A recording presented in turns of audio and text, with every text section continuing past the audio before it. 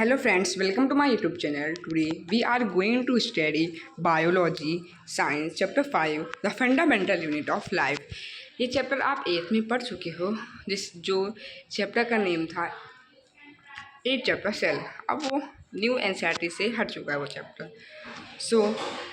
ये मतलब सेल की डिस्कवरी कैसे हुई, तो इसमें बताया जा रहा है जब रॉबर्ट हुक एग्जामाइन कर रहे थे एक थिन ऑफ स्लाइस, जो बार्क ऑफ ट्री आते हैं, जो ये मान लीजिए एक ट्री है, उसके ऊपर जो ये परत होती ना, उसके ऊपर की जो ब्राउन ब्राउन क्रॉप होती है उसको उन्होंने लिया और उन्होंने उसमें देखा कि हनी कॉम्ब जैसा ऐसा ऐसा स्ट्रक्चर है, ऐसा स्ट्रक्चर है। तो उन्होंने एक इसको क्या किया, उसको सेल नेम दे दिया, और जो बार्क ऑफ ट्री से आया था। तो कब सेल की डिस्कवरी हुई थी? 1665 से। और कैसे की गई थी? रॉबर्ट हुक ने थिन ऑफ स्लाइस देखा था कॉर्क में एक प्रिमिटिव सेल से, मामूली सेल से। और 1665 में सेल की डिस्कवरी हुई थी। उन्होंने अपने आप माइक्रोस्कोप बनाया था, उसको हम प्रिमिटिव माइक्रोस्कोप भी कहते हैं। तो रॉबर्ट हुक ने इस बॉक्स को कहा, इस हनी कंपोनेंट्स को कहा, कंपार्टमेंट्स को कहा सेल।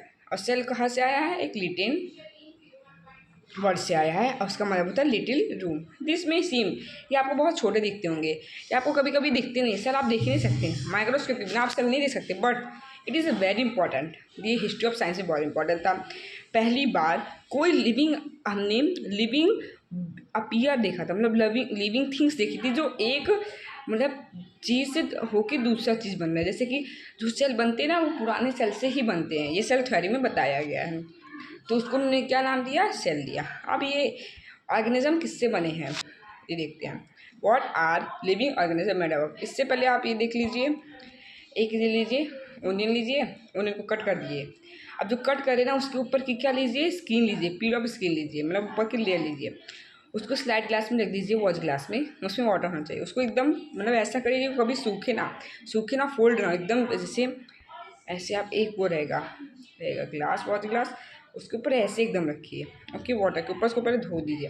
अब बाद में इसको दूसरे उसमें जिसमें कुछ वो कलर होता है, उसमें कुछ डाला हुआ होता है, वो भी मैं आपको बताऊँगा उसमें क्या डाला हुआ होता है। तो ग्लास लाइट को लीजिए, उसमें ड्रॉप करिए वाटर को, और ट्रांसफर करिए स्मॉल पीस पील को वॉच ग्लास में। अब आप ये बताइए कि जो वॉच ग्लास में एकदम फ्लैट होना चाहिए, जैसे मैंने आपको बताया ना, ऐसे हो, फिर उसके अंदर ऐसे एकदम फ्लैट हो।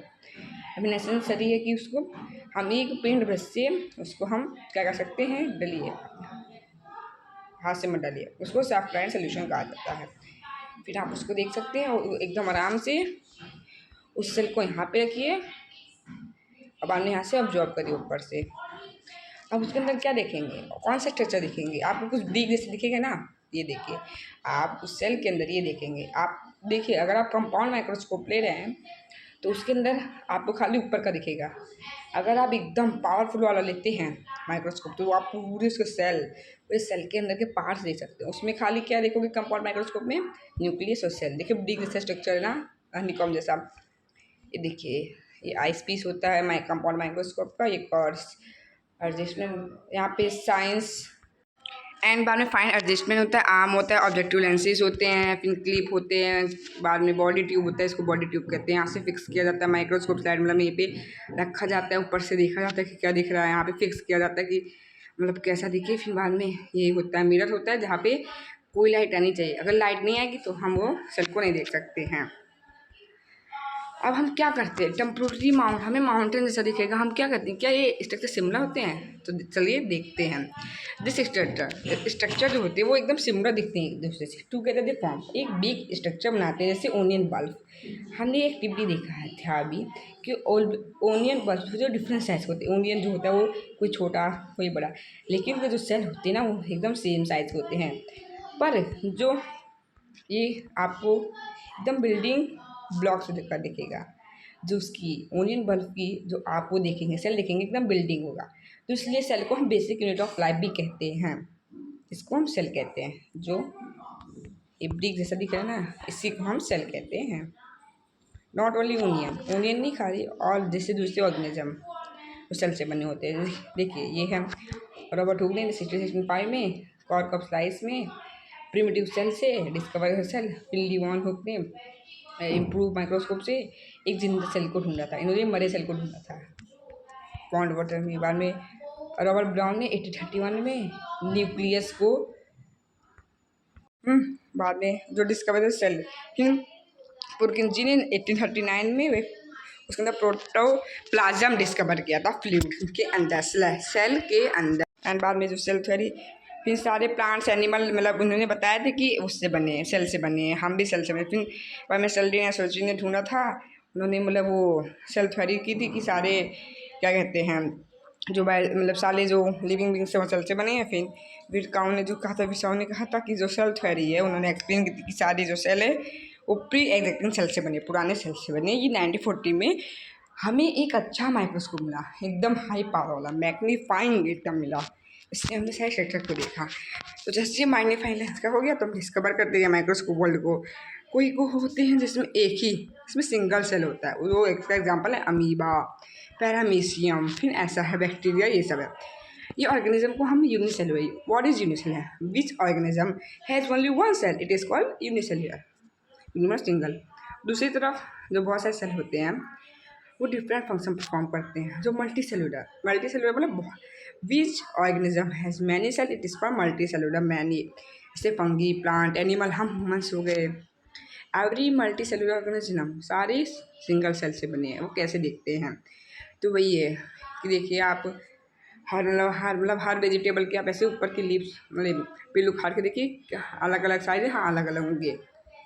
नर्व सेल दूसरे तरीके का दिखता है, ब्लड सेल में सर्कल होता है, जो ये होता है स्टिक जैसा होता है। एंड ये देखिए थोड़ा ये फैट सर्कल ओवल देख सकते हैं, ये ओवल होता है, ये समझो होता है, ये थोड़ा वो टेल जैसा होता है। फिर बोन सेल देखिए थोड़ा स्टार जैसा दिखता है ना। तो जो साइज और सेल होते हैं वो मतलब हर से जो सेल होते हैं वो अलग अलग परफॉर्म करते हैं। सम सेल जो होती है जैसे अमीबा, वो अपनी शेप चेंज करते रहते हैं और बढ़ाते हैं। बहुत सारे सेल का शेप कम होता है, ज़्यादा होता है, बहुत का फिक्स्ड होता है, बहुत का फिक्स्ड नहीं होता है। जैसे नर्व सेल हमेशा टिपिकल शेप की होती है, जैसे आपने इधर देखा। इस जितने लिविंग हैं उनकी कैपेसिटी है कि वो बहुत सारे बेसिक फंक्शन परफॉर्म कर सकते हैं। हाउ डज, कैसे ये सब basic, we know that there is division, मतलब काम उन्होंने हर सेल ने पता काम बांट लिया है, ये सेल ने काम बांट लिया है कि नर्व सेल खाली नर्व का देखेगा, ब्लड सेल हमें खून की सर्कुलेशन करवाएगा। हर उसने ढूंढ दिस मीन्स मतलब different human being different activity perform करते हैं। जो ह्यूमन बॉडी जैसे हार्ट है वो ब्लड को पंप करता है, स्टमक डाइजेस्ट फूड करता है। सिमिलरली डिवीजन ऑफ लेबर जो होता है वो सिंगल सेल मतलब बहुत सारे लेबर एक ही सेल करता है। जैसे अमीबा में सारे जो करता है वो एक ही सेल करता है, हम उसको सेल ऑर्गेनेल कहते हैं। जो उसके अंदर जो जैसे आपने माइटोकॉन्ड्रिया सुना है, सेल वॉल, सेल मेम्ब्रेन, इन सब को हम सेल ऑर्गेनेल्स कहते हैं कि सेल के पार्ट्स हैं। ईच काइंड ऑफ सेल जैसे उनके स्पेशल फंक्शन है, वो न्यू मटेरियल बनते हैं, उसको क्लियर करते हैं, बेस मटेरियल को हटाते हैं। ए सेल इज अ लीव, वो एकदम लीव होते हैं, परफॉर्म करते हैं अपने ऑर्गेनिज्म मतलब सेल वॉल को परफॉर्म करना है, प्रोटेक्ट करना है हमें बाकी सेल से, बाकी वायरसेस से। सेल में विभिन्न का भी प्रोटेक्ट होता है, मतलब सेल में विभिन्न होता है कि किसी को बहुत कम को अंदर जाने देता है, किसी को बाहर। न्यूक्लियस होता है, ब्रेन ऑफ सेंटर होता है, कह सकते हैं न्यूक्लियस का। तो ये ऐसा है कि बहुत सारे ऑर्गेनेल्स मतलब क्या कहते हैं, बहुत सारे सेल कहते हैं एक ही परफॉर्म करते हैं। जैसे अमीबा में एक सेल सब कुछ परफॉर्म करता है, बहुत सारे में अलग परफॉर्म करते हैं। अब सेल किससे बने होते हैं तो हमने जैसे माइक्रोस्कोप में देखा तो हमने देखा कि उसमें कुछ सर्कल मतलब उसमें कुछ अलग अलग आपको दिखा होगा ना स्ट्रक्चर।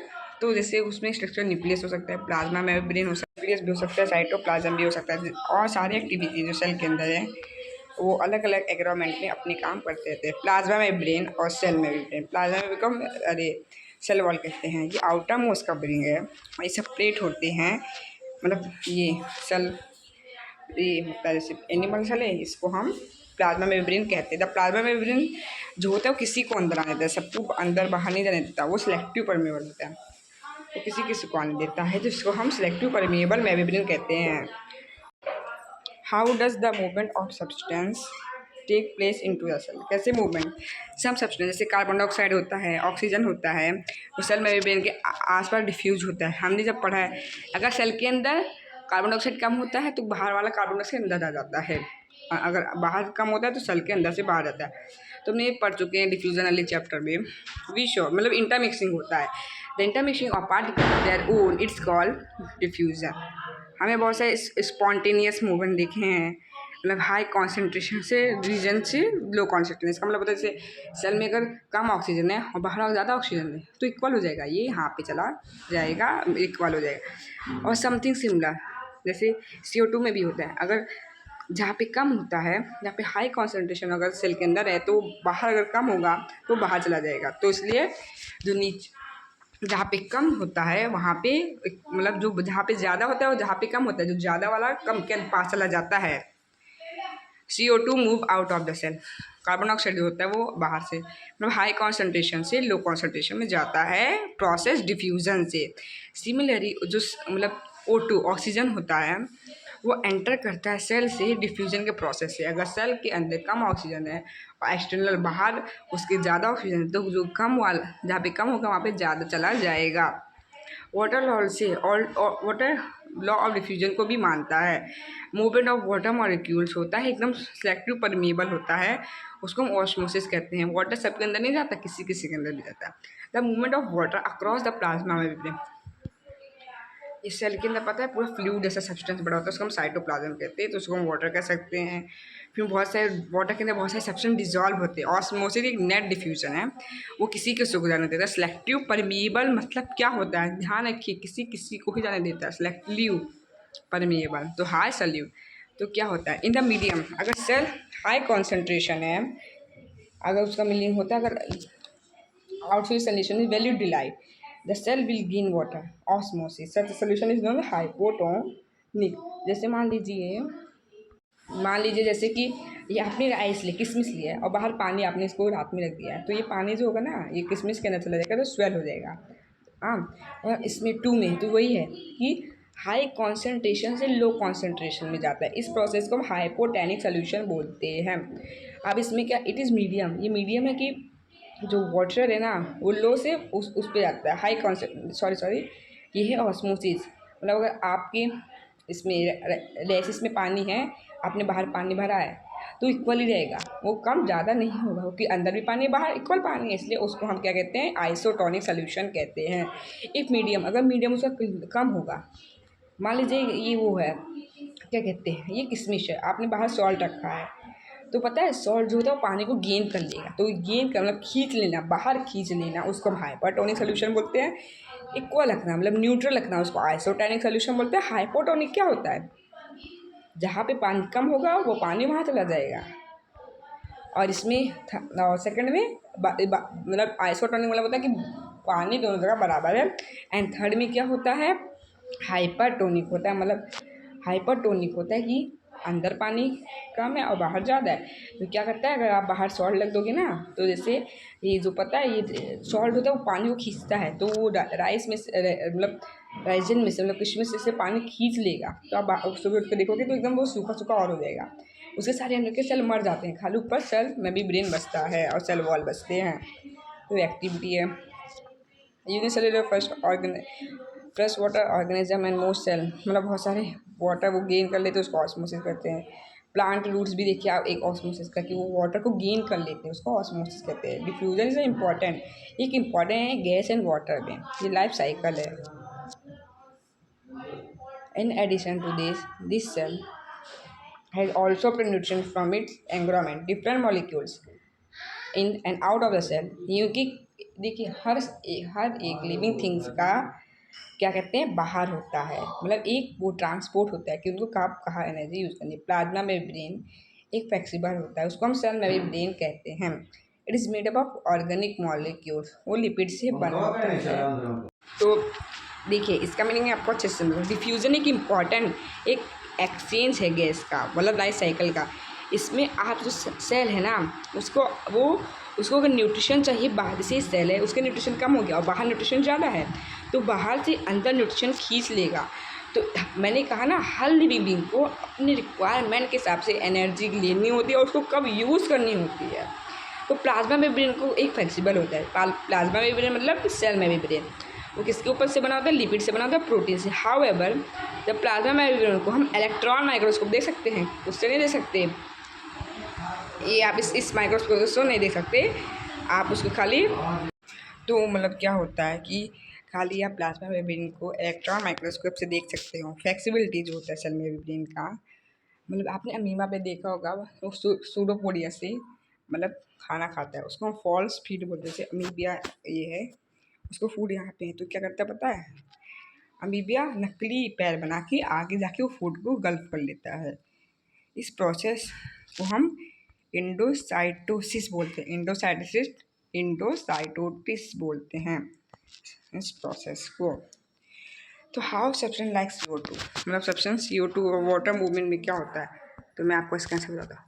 CO2 अगर सेल के अंदर ज़्यादा रहा तो बाहर चला जाएगा इक्वल होने के लिए, और अंदर कम रहा बाहर ज़्यादा रहा तो इक्वल होने के लिए अंदर आ जाएगा। तो हाइपोटोनिक आइसोटोनिक वाला सोल्यूशन है। What is cell wall? Plant cell in addition to a plasma membrane have another rigid, एकदम सख्त होता है, आउट कवरिंग होता है, खाली प्लांट में बैक्टीरिया में पाए जाते हैं। जो सेल होता है वो प्लाज्मा मेम्ब्रेन के आगे होता है, सेल मेम्ब्रेन के आगे होता है। The plant cell wall is a mainly ये सेलुलोज से बना होता है। सेल वॉल किससे बना होता है, सेल मेम्ब्रेन किससे बना होता है, लिपिड एंड प्रोटीन से बना होता है। It is very important. Cellulose is a complex, एक सब्सटेंस है जो प्लांट को एक शेप देता है, स्ट्रक्चर देता है। व्हेन अ लिविंग व्हील, जब लिविंग प्लांट पानी को लॉस करते हैं, ऑस्मोसिस को जब सिंक मतलब सूख जाते हैं, कॉन्सेंट्रेशन हो जाते हैं, तो जो सेल मतलब सेल वॉल के पास पानी होता है वो उसको दे देता है, अंदर दे देता है। तो जब पानी खोता है प्लांट से, उस प्रोसेस को हम प्लाज्मोलाइसिस बोलते हैं। वी कैन एब्जॉर्ब, हम ऐसे फिनोमेन को परफॉर्म करते हैं एक्टिविटी की तरह। तो एक्टिविटी है कि आप एक राहुल लीफ लीजिए वाटर स्लाइड में, वही मतलब वैसे एकदम प्रोसेस कीजिए। आप उसमें क्या देखते हैं वो बताइएगा। तो आपने उसके अंदर एक्टिविटी में क्या देखा, खाली ओनली लिविंग एंड क्या आपने उसमें सेल मतलब डेड सेल वॉल देखा, मतलब एब्जॉर्ब, क्या वो पानी को एब्जॉर्ब कर रहा है ऑस्मोसिस के द्वारा। सेल वॉल जो होता है वो प्रीमिट होता है, एक वो प्लांट्स फंगी एंड बैक्टीरिया में पाया जाता है।